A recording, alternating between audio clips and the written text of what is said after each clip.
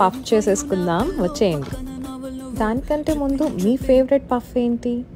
నా favourite puff అయితే egg and chicken puff. ఎందుకో తెలుసా? చిన్నప్పుడు ఎగ్ తింటే బలం అనేవాళ్ళు, సో అందుకు ఎగ్ పఫ్. చికెన్ పఫ్లో చికెన్ ఉంటుంది కాబట్టి.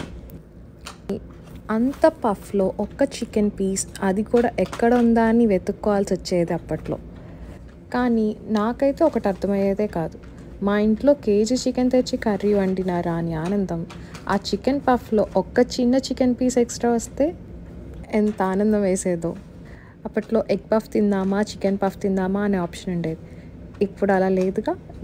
నేను చేసుకునే చికెన్ పఫ్లో ఒక పఫ్లోనే ఎగ్ అండ్ చికెన్ ఉంటుంది. ఆనియన్ ఎక్కడుందా అని ఎత్తుక్కోవాలి నా పఫ్లో, అన్ని చికెన్ పీసెస్ ఉంటాయి.